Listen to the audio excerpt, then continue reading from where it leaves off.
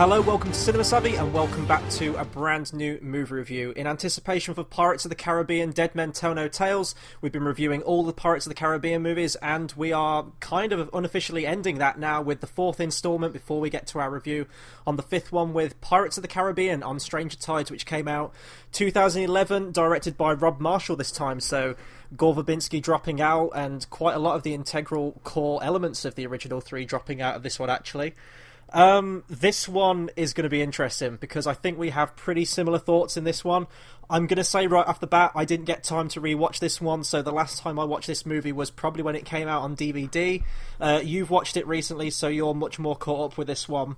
So I guess like we've started with all the other ones, we'll do exactly the same with this one. Initial thoughts on when you went to see it originally and sort of like how your thoughts have changed on it. So I saw this film when it came out at the cinema, and yes, I actually watched the Pirates of the Caribbean film at the cinema. Unfortunately, it was the fourth one. I don't know if that says a lot about what's my thoughts on the film, but I remember I was hyped for it. Similar to the fifth one, I basically went and rewatched the old ones, and as I said before, with Pirates of the Caribbean, I'd get hyped on it for a couple of weeks, and that was always the case. It's happened a couple of times over the years. And, you know, I don't think... When I watched it, I just thought it's just nothing special. Like, there's one or two good moments, but there was a lot of stuff I didn't like. That's my honest opinion of the film. And until a couple of days ago, that was the first time I saw it at the cinema 6 years ago. I had a Blu-ray, I never watched it. I just couldn't be bothered. I think I got it because it was more or less the fact that I had the other three, and I'm like that I have to have the fourth one to complete the series. And revisiting it, in all honesty, I felt the exact same. There was some good stuff, but it's just muddled and a lot of bad things. And I'm going to hate on this one. I don't think it's a good film. I don't think it's like a mediocre film. But I think when you've discussed it before, you've said it's like a TV movie. It just didn't need to be made. Yeah, no, that's exactly what I was just going to bring up now. Although I think didn't you say before? I think it was off recording that the budget for this one was actually considerably more than At World's End. Yeah, I still don't know how that came to be, but according to Wikipedia, and it's not the most reliable, but for budgets and stuff, it's normally on top. And yeah, it's a 385 mil, and to its credit, it made over $1 billion back. That was down to the 3D hype that was happening in 2011. That's kind of the peak years. One thing I'll say quickly is, in this film, you get a lot of, I call them 3D shots, where they've clearly made a shot to work in 3D, like pointing swords at the camera and stuff like that. This was right in the middle of the 3D hype. And I think that's why it made so much money, in all honesty. Yeah, absolutely. I mean, I didn't see this one in 3D. I've only seen this one in 2D even now. But I know the shots you're talking about. But this film is really dark in a lot of shots, so I can't even imagine what that would have been like seeing it in 3D. But yeah, what you just said about the whole made-for-TV movie, that's exactly what it feels like, and that's why I don't understand how much budget this thing had, because if we look at the previous three, so many scenes in that film were shot on water, whether it be a naval battle or whether it be a pursuit or like a Kraken battle, whatever it was. This, you really don't get much of that. It's just kind of travelling from point A to point B. There's a moment in this film where they tease an epic battle between the Spanish and the British, and then they kind of chicken out of it, and when you watch it, it does feel like they were constrained by budget, which we know they weren't with this, which is strange. Another thing is there's I know I'm jumping all about the place, so I'll bring it back to the beginning in a minute, but we get told this backstory of what happened to the Black Pearl and the crew, and it's all told in exposition through Barbossa. I mean, Geoffrey Rush, we'll get onto him in a minute, is still the standout of this film for me, but it felt like they should have cut to that as an actual action scene and showed it us. But again, it feels like loads of corners were cut with this, and I don't understand why. And for as much as I do badmouth Will and Elizabeth, I think with them not being in it, it felt like a reunion special, but when you don't get them all back, and it didn't feel like it quite captured the magic of the previous three. I will say, though, that it did feel like a more back-to-basics approach in terms of the story. They said that they wanted it to be a standalone film, not tied directly to the previous ones. We know it's carrying on the story of the Fountain of Youth, which was the ending of At World's End, but you could watch this one on its own and be a single entity like the original Pirates of the Caribbean. I don't have a problem with that. The running time is considerably shorter than the previous two, which is exactly right, but even then, when you watch it, it feels long, and the plot is just as muddled as the previous two. Yeah, and it is nice for it to be, you know, a one shot film as such, that it's not tied to the others. But what you said with the Black Pearl stuff very quickly, that it would have made for a more exciting film. Seeing the Black Pearl, I guess there would have been comparisons to the end of Dead Man's Chest. The Black Pearl got destroyed, that somehow bring it back for the next one, blah, blah, blah, different story. But yeah, some of the more interesting stuff they just didn't show. And I feel that as a whole, quickly, I bet a good chunk of the budget was on the London stuff, because I remember they shut down a couple of streets in London for filming because it was on the news at the time. And it's ultimately pointless. Like, when you watch it's kind of a cool cold open, and I guess it's fun. I mean, you've watched it recently. You said you think it goes on a bit too long. It's nice to see. It's different, isn't it? It's something like, different to Pirates of the Caribbean. Pirates of the Caribbean, but it's London. Do you know what I mean? Like, they're straying away. It's nice to get a reference as such, but the action scene goes on an extra 15-20 minutes. It's really not needed. That's me nitpicking and stuff, but it was... that's just my epitome of the film, that noise.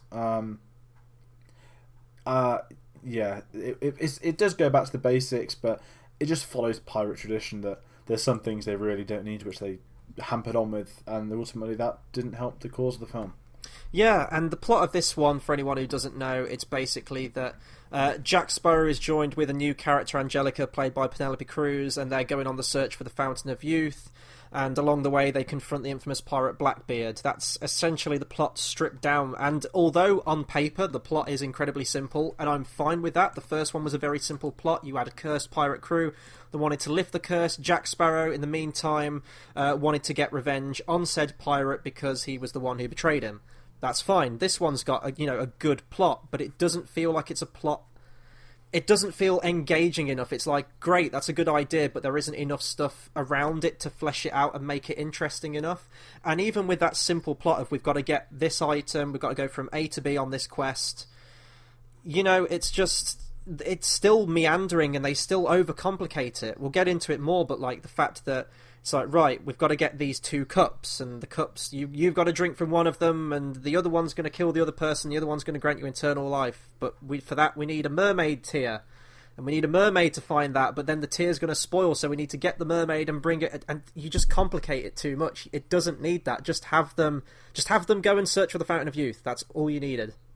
Yeah, they're trying to do too much of it. They're trying to milk it, and it's the shortest Pirates of the Caribbean film, but it's still overly long, and I think that it just... I mean, we criticised that was for doing too much.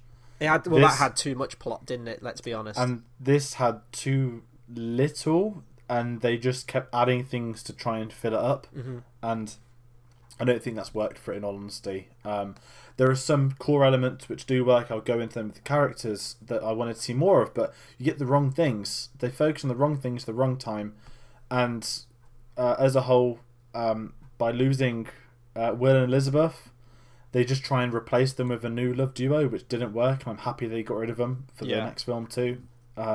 Which goes to show, as a whole as well, there's one person that's one new character has made it into the next Pirates of the Caribbean from the 4th one. Yeah, that's not a very good sign, and that doesn't mean everyone died. Most of them lived.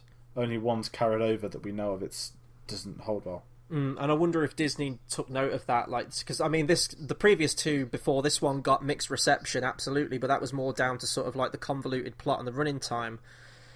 This one, I think you could gauge the tiredness and the fatigue of this franchise with the people, because going back to like the first time I went to see it at the cinema, for example, I wasn't looking forward to it. For me, Pirates of the Caribbean ended with the 3rd one. Gore Verbinski said that's what they set out to do with that 3rd one.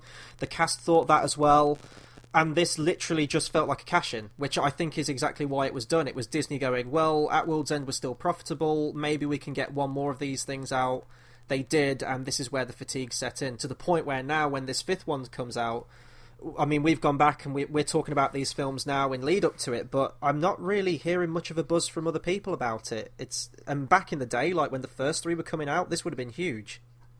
Yeah, I think it's a franchise that's faded, and it honestly, the 4th one's responsible for that. I think I said one of our other reviews, or it was off camera, that had the 4th film not have come out, the build up to the 5th one, it wouldn't have been Force Awakens level. Nothing will be like that, but a 10-year gap between a very successful trilogy with the original cast returning, now that would have been a very hyped up thing. However, the 4th one it was a 4-year gap, so it was kind of, this is a spin-off that backfired. We're not having these characters back. I don't remember there being hype for the fourth film, but I'd assume that if it was done today, as in the fourth film was done 4 years, say Atworld's End come out 4 years ago, essentially, and the fifth one was actually the fourth one, I'd be like, well, you haven't got anyone back, so what's the point? Yeah. And I guess this is probably how a lot of people felt. Like, I was only 14 when the last one came out, so I wasn't really completely in the know, if you know what I mean, with the background production elements and stuff. But yeah, I think the reason why there's no hype for the fifth one is because of the fourth one. Yeah, I absolutely agree with that, and it goes to show, doesn't it? I mean, if going to like another film, I know this was like a third entry in a film, but a bad installment in a franchise can absolutely just let the drag shoot out the back of a franchise. Like if you look at the Shrek films, for example, Shrek 1 and 2, fantastic. Third one comes out, kills the franchise dead. No one gives a shit for the third or the fourth one. And there's just been loads of other examples of that throughout like Indiana Jones, for example. Like the fourth one comes out, ruins the trilogy before, and now a fifth one comes out. I guess that's different, though, because Indiana Jones is a bigger name, so people might still be excited for that. It was just a shame how this franchise went. But we'll get into the characters now. We'll talk about the returning ones first, and then we'll get into the new ones. So we've got Jack Sparrow, once again played by Johnny Depp. I'm going back to when I first saw this, well, the second time I saw it on DVD, so this is still my memories from back then. Maybe it's changed since then. I liked Jack in this a lot more because it felt like they'd tried to take a step back to making him slightly more serious how he was in the first movie. I mentioned that with 3, but you still had the elements of the locker and seeing the multiple Jacks and everything like that. But this one seemed like he was the pirate badass from the first one who was a little quirky here and there. But it did feel like that back to basics approach for me for Jack in this one at least. He still has his dumb moments, but he felt a bit more grounded. Now, if I watch this movie again, and you've seen it recently, so you might be able to correct me, I don't know if you have that same opinion of him in this one, or if he's just sort of more of the same. He's worse. Is he? Okay. It's... Right, it's a bit like the order of how good the films are. For me, 1, 2, 3, 4, that's the order of quality of the films. Mm-hmm. With this one, he's not as parody mode, dropping as well as the Rum Gone and all them. However, he has these moments where it's just... Not in a bad way, it feels too Johnny Deppy rather than Jack Sparrowy. Yeah. And there's like a set piece where they chuck a voodoo doll of him off the top of a mountain and he screams no for like 15 seconds and it just completely doesn't work. He jumps off a giant building, he says, well, I won't be doing that again. They're trying to make him too funny for what he is. And I like the fact that he's not as important to the plot as he was in 2 and 3. In the sense that now it's come back to me that that interview the director of the fifth one didn't even name drop 4. That's how bad it is. It was too much about in the previous films. This he's kind of brought into their story as such. Like there's already a story without him in terms of getting to the family from multiple characters. He just knows the way to get there, and obviously it's got to be about him. He's Jack Sparrow, but the first scene of him, he takes over a court case and escapes. He then takes on like the British Empire in London and escapes. He's then under Blackbeard's control, and I really just don't like him in this. It feels dry to the point where this could have been an interesting story with someone like Blackbeard, but I would much rather that this story would have focused on someone else like Barbossa more so than Jack. And there's a very heavy focus on Barbossa, which is great, but I feel that it could have been more about him than it was about Jack. Jack's genuinely not actually needed in this, but obviously they'd never do a Pirates of the Caribbean film without Jack Sparrow. Yeah, and I mean, if we talk about Johnny Depp now himself, he actually had a lot of involvement with this one in terms of the writing and some of the ideas generation, but you know more about it, but there was a big set to, wasn't there, behind the scenes with Disney at this point, with one of the, I think he worked for 38 years or something like that with Disney, and then he was sacked. And Johnny Depp was really close to him, so I wonder if that had a knock-on effect with his attitude towards this film. I'm not saying like Johnny Depp completely just, turned in this performance without caring about it, because of course he does. It's his career, it's his work that he does. But I don't know if that kind of soured his attitude a little bit. I guess in modern terms, I forgot the name. I think it might be Tim Cook. No, that's an Apple person. I'm wrong. Someone had been one of the producers at Disney. Well, not producers, one of the sort of head honchos. Mm-hmm. Been 38 years. He got sacked but during pre-production on 4. So they've all signed up, but they've just sacked the guy that's organised it all. And Johnny Depp said he had faith in me, but no one else did. especially for the first few films. He was responsible for a lot of this series' success when everyone else doubted it at Disney, blah blah blah. And he basically said that he had no motivation, but it affected him badly that he wasn't going to be anything on the fourth one. And I guess if you look at it, there's no Gore Verbinski. They've lost the majority of them except Jerry Bruckheimer and I guess Hans Zimmer to a degree. There's not many people left, and it probably just felt too radically different. I don't know the full details. He'd have to talk about in person, but they're not missing just characters. There's a lot of heart and soul missing from this film compared to the previous ones. Yeah, I'm actually just reading here. The guy's called Dick Cook, and it says here that I'm quoting off Wikipedia right now, so take that for what it's worth, but Depp's faith in Pirates of the Caribbean on Stranger Tides was somewhat shaken after the resignation, with Depp explaining that there's a fissure, a crack in my enthusiasm at the moment. It was all born in that office. So it does sound like the entire project was just made just purely for financial reasons because the other three were successful. And actually, Cook was one of the ones who stood by Johnny Depp in the first movie when he was giving it his sort of like Keith Richards impersonation. No one had ever seen anything like that before, and some of the producers and I guess the director were a bit iffy on his take. He was the one that stood his ground and said, no, this works, carry on doing what you're doing.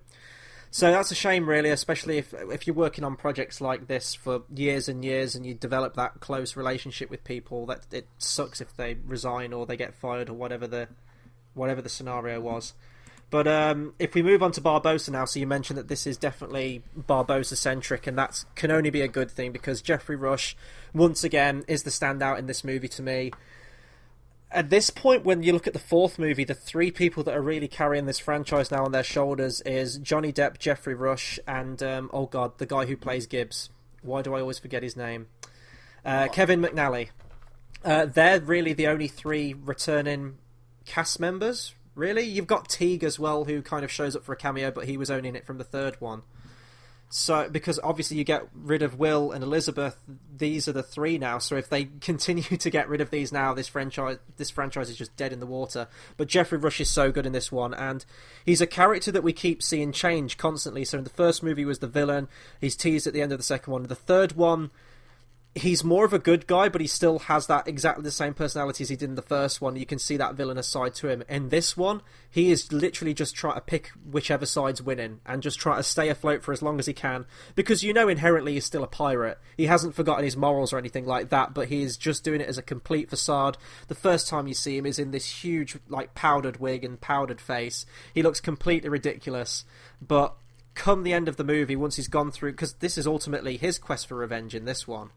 Kind of like how it was with Jack Sparrow's in the first movie, but when you get to that ending where he just throws all the the naval regalia off and he's back to Pirate Barbossa, it's one of the best scenes in the movie.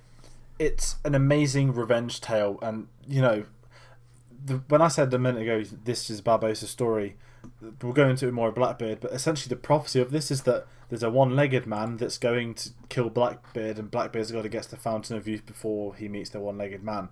It's very obvious what's going to happen.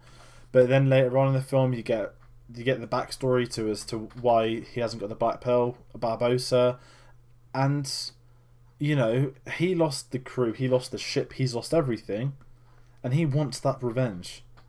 And Jack's just there. This is when I said it's Barbossa centric, because you're with Barbossa for this journey. You want him to do well. Jack's there because he has to. And every time Barbossa's on screen, every single film, he always dominates the scenes he's in. Like I said, still good. He never got scenes properly with Davy Jones. Mm-hmm. That would have been something special. But it's a Barbossa story, and it's too much on Jack, which is a shame because Barbossa's really good in it.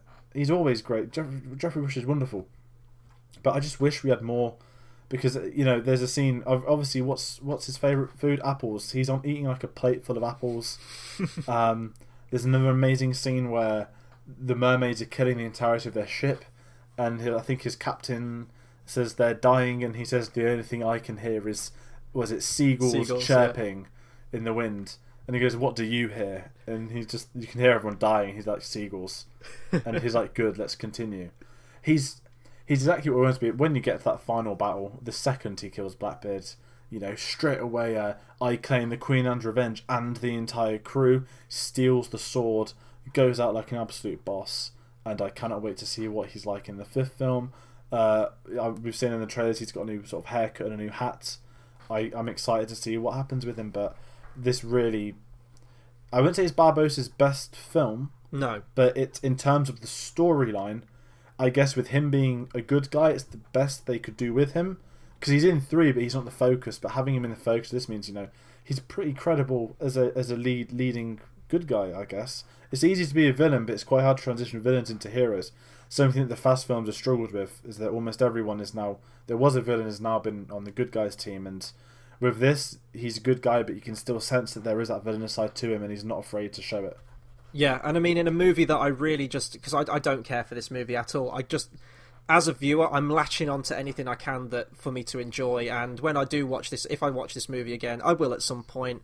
I know that it's always just going to be Jeffrey Rush that's going to help me get through those scenes. And with this movie as well, you mentioned him before, but we're introduced to a new bad guy for this movie, character of Blackbeard, played by Ian McShane. Now, Ian McShane is a phenomenal actor. Pretty much everything I've seen him in, whether it be John Wick 2, whether it be his one-episode cameo in Game of Thrones, he is a solid actor. He can play good guy, he can play bad guy, or he can play someone in between. And I think that was actually the reason they wanted to go for McShane in this role, because they wanted a slightly comedic quality to him, but also to retain that air of intimidation, I guess like Barbossa did in the first movie. However, I don't know if it's because Blackbeard doesn't get enough screen time, or the screen time we get with him doesn't make him a compelling villain. He pales in comparison to Barbossa, he pales in comparison to Davy Jones, and I don't know if it's because when we get this movie, how I would describe this movie is it feels like you're going to see, this huge, prolific band, and they come on first, and then you're getting the support band afterwards, or you have your main course first, and then you kind of get the little appetizers afterwards. That's what this movie feels like. And I don't know if it's because we've had 2 great villains before, and then we get to Blackbeard, that he just feels... I don't know, he's kind of throwaway. I just don't really care about him. And apart from that opening scene when he walks out and he's got, like, the ends of his beard are on fire, aren't they? They're, like, sparked up a bit. Yeah. That was great. I think I wanted to see more of the ship that he had, because that's a really cool idea that he can control the ship with his sword. I don't quite get how that works, though. If he's in a sword fight, is the ship just going, like, crazy, or can he turn it off and on whenever he wants to?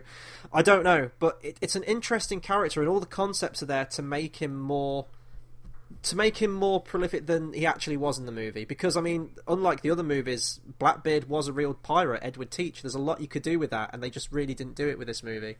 Yeah, Blackbeard is... Everyone will notice that's done previous videos that I'd like my history stuff. I'm not going to lie, I don't know much about pirates history, but I know a bit about Blackbeard. And...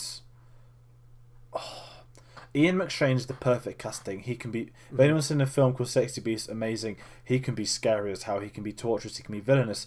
John Wick, he can be that guy that's got a bit of, not swagger to him, he's got a bit of class and integrity. In terms of Blackbeard, he's the perfect guy. He looks the piece in this film. That's the key thing. And they take in real life stuff, such as...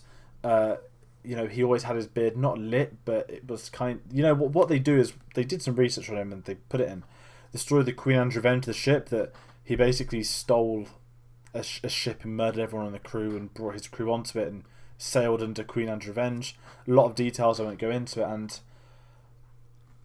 You're right, when the first scene happens, I love that they shield him at the start, where they do a mutiny because they don't think that Blackbeard is on the ship, because he is the pirate all pirates fear.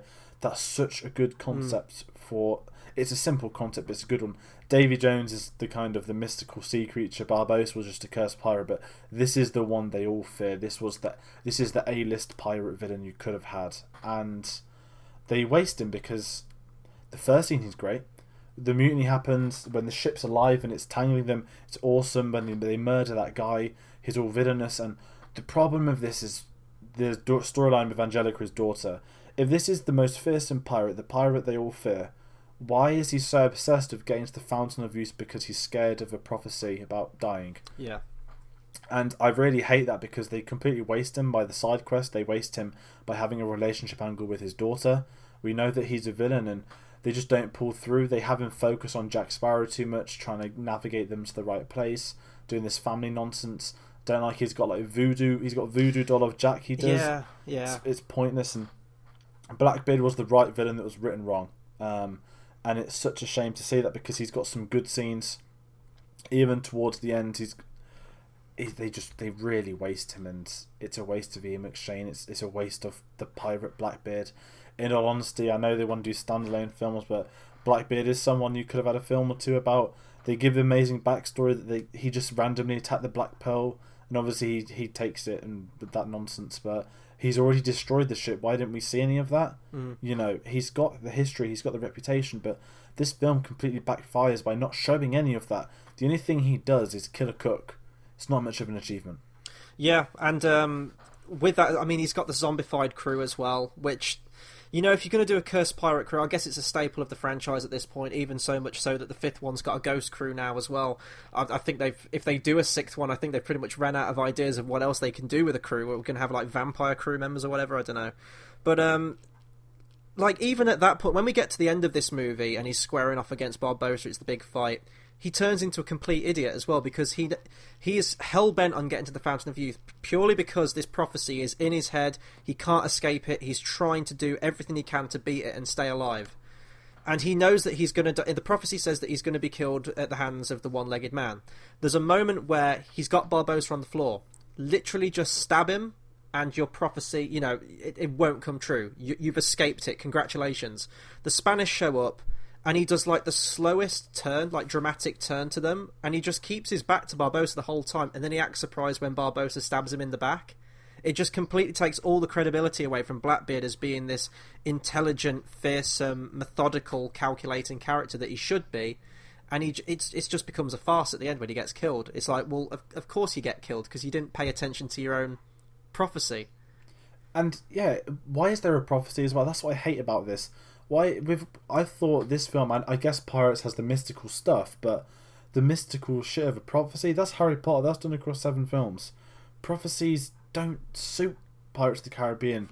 What suits Pirates of the Caribbean, yes, a zombified crew is a bit extreme. The voodoo stuff's a bit extreme, but they kind of work in Pirates of the Caribbean. What you've seen in these previous films of curses. If there's a prophecy, then who's done the prophecy? It doesn't go into any detail on this. And what I hate most is, you know, him and his daughter. You know, they waste Penelope Cruz by having her as the daughter when he clearly doesn't care about her. Yeah. The fact that Blackbeard is now shunned aside as being old and weak and wanting to find his daughter, that again decredits him as a notorious pirate. He shouldn't give a shit about his daughter. He shouldn't even care. He's probably got hundreds of daughters from elsewhere. And yeah, they really waste him, which is a shame because he's someone that, you know, if Blackbeard and Barbossa did a duel, Blackbeard's the kind of guy that should kill Barbossa. He's that threat. He's got that reputation that he could do something like that. But instead, they completely bottle out of all of it. And the way they do with Blackbeard, it just feels like TV budget.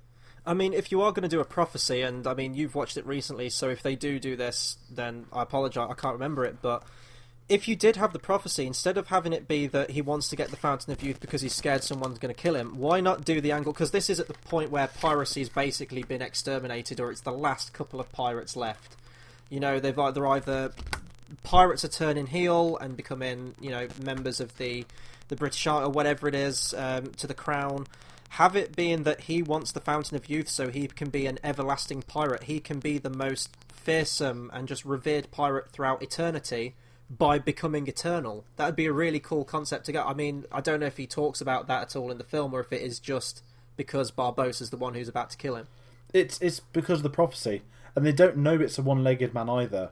When Barbossa emerges from the shadows, she's like, "Look, the one-legged man," and he's just there like, "Fucking hell, this is just crap." Yeah. that's literally when he emerged from the shadows. We know it's Barbossa. We've known since the minute they show he's got a peg leg. We know he's the prophecy, and the fact that you know, it's just this sudden surprise that he's there just as he's got there. It just backfires. So I guess we'll talk about one of the other new additions to the cast, prominent character in this one as well, with Angelica, played by Penelope Cruz. I don't mind a character, you know. I completely agree with what you said, that her character is kind of unnecessary if it had just been focused on Blackbeard, but in terms of what we get, I think she is one of the standouts. She's clearly having the time of her life playing this character, and I like the romantic interplay and the flirtation back and forth between Jack Sparrow and Angelica, because it's always funny to see the rich and varied love life that Jack Sparrow's had over the years, and how the characters play it, there's that instant chemistry there, and I do think they have great chemistry together in this film.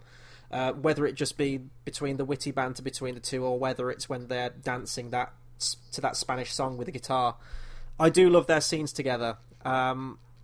Again, I don't really care about her character though, because it does seem very throwaway, the whole relationship and tie to Blackbeard.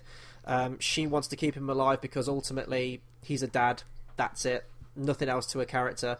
But I do think she is that badass action female lead, and I do like the interplay with Jack Sparrow. So if I'm going with any positives in this film, or if I'm looking for negatives, she wouldn't be one of them. Well, it's okay. When they introduce her, she's a terrible con of Jack Sparrow, the body double. That's embarrassing. But when it's unveiled to be her, they go into a bit of backstory with them. I really do like that. That's something that plays well. When we see her commanding a ship that she's betrayed Jack into, it's cool. And then when she gets reduced to, I want to help my father get to the Fountain of Youth because I've never really seen him before and I want to be a good daughter. You're kind of there like, I'm not buying this. Like, your dad's Blackbeard for a start.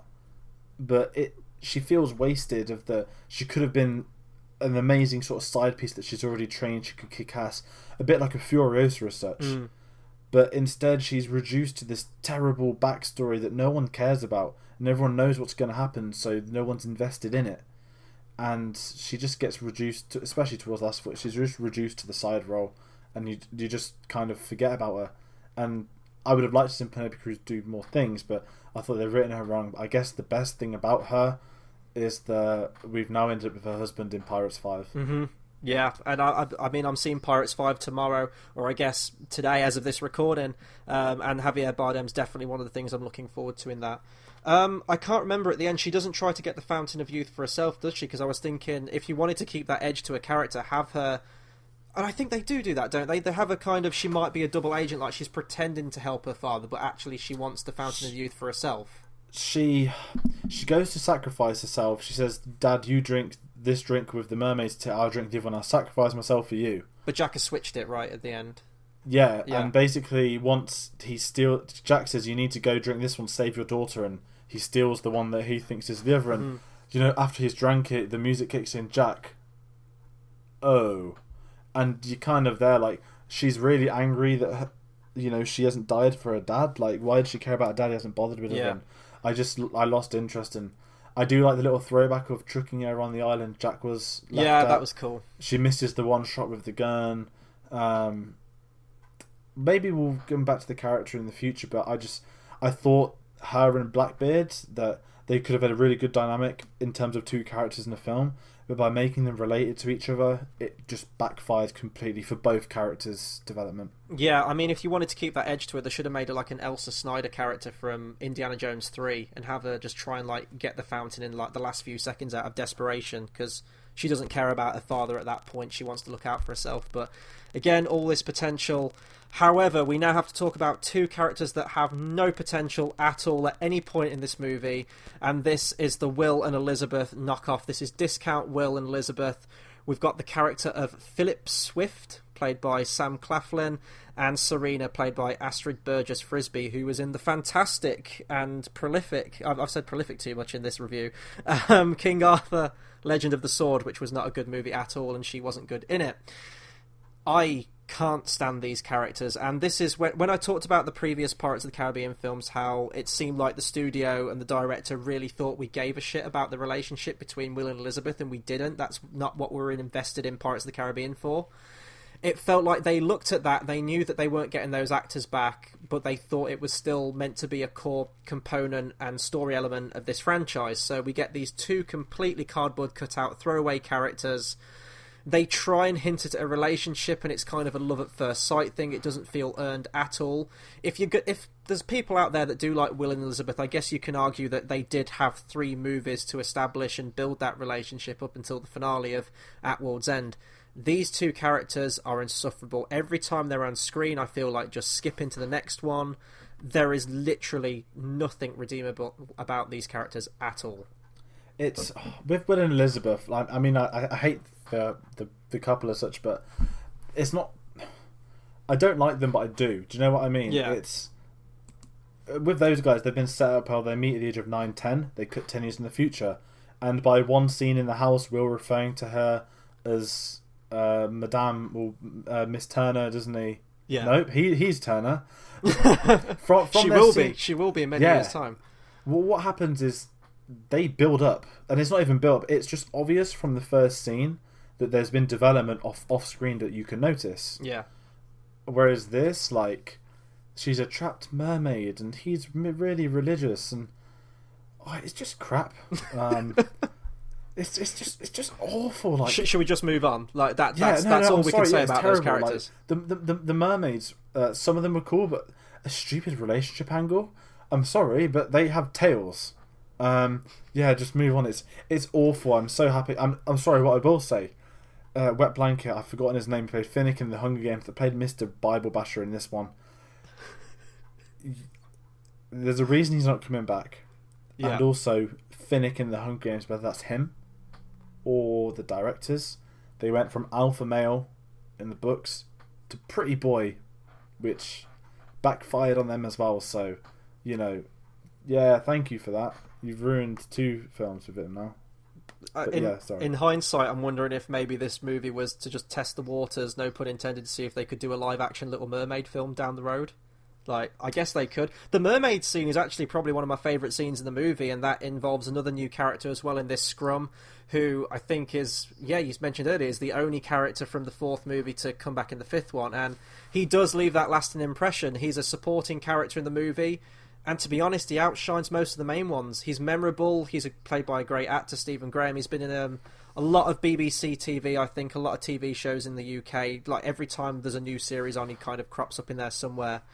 And he's just a great personality. He's the closest anyone comes in this movie, especially like a supporting character, to coming close to like that Rigetti and Pintle kind of character who don't feature in this movie, or any of the side characters we enjoyed from the first 3. He's good fun, and the mermaid scene in question itself is very atmospheric. I like the persona of the mermaids, how they are very alluring at the start, and there is that seduction where they do drown sailors, and you believe that, how it's shot, the mood of it, the tone, the pace, everything works. And then we kind of get an action scene with them, and I do appreciate that they use a lot of people in costumes and wire work for it. It looks great. But as soon as the action scene kicks in, my interest in the scene really kind of dwindles. And then it goes on for ages. Doesn't Jack Sparrow go to like a tower with like whale oil and has to light a beacon or blow up the tower or something? I can't even remember.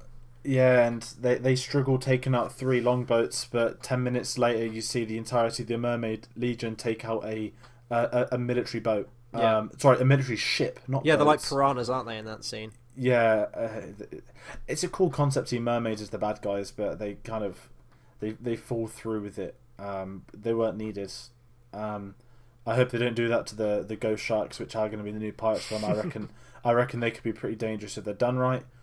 They'll be interesting to see, but the mermaids were just a bit... It's got the good scene with Scrum where he's like falling for one. He's like, I've wasted my entire life. I don't care. At least I can kiss one.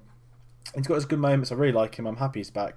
He's the sort of guy that you could see actually getting on with Pintel and Rigetti in any installment if they wanted to come back. But they, just the mermaids. The more forgotten about, the better, and especially that awful Soraya, is that her name? Serena. Yeah. Serena, who just gets named out of nowhere. Yeah, no, the first time I saw that movie, it felt like a deleted scene or something where they'd cut out a dialogue between, oh god, I forgot his name. This is how memorable he is. I can't even remember his name. Philip. It feels like they cut a conversation out where she said, "My name is Serena," because if he just came up with that name, like she kind of looked like that is my name, but he brings it out of nowhere. It's so weird. I just don't care about those characters at all. Didn't need to be in the movie. They literally serve nothing. Well, the mermaid serves something because you need a mermaid and stuff, but you didn't need the whole relationship thing with it. I'm trying to think about anything else I can talk about this movie. We've pretty much covered everything. The ending, I do really enjoy the ending, I will say this, and kind of like At World's End. I know I was very negative on my review yesterday, but I do like At World's End, but the ending is definitely the strongest, and that's kind of what I get with this movie as well. It's a real shame because we get to the end, there's the bit where he maroons her on the island, call back to the first one. That was really fun how they played with that idea. You get Barbossa hype at the end where he's free of the British and he can be a pirate again, and he's got his ship back. Well, he's got the Queen Anne's Revenge, I think, hasn't he, at the end? Yeah. Set sail for Tortuga. You've got the great scene at the end with Jack and Gibbs on the island. Great friendship between those two, and the actors still play it really well. It gets a bit funny at the end where they learn to get the pearl back. They need all these random ingredients for some kind of magic spell, and then it cut to credits, and I thought, if this whole movie had been those last 5 to 10 minutes, I'd have probably enjoyed this movie. But as it stands, it's a really forgettable one. Even like when the music kicks in as well, because we need to talk about the soundtrack, it did feel significantly deflated, I thought, compared to the previous ones. Just the soundtrack overall felt as tired as the rest of the movie. There's nothing about the soundtrack as a whole. I love Hans Zimmer, but when I was watching it, it took the Pirates of the Caribbean themes, and except in the Spanish walking in, there's really nothing to this at all.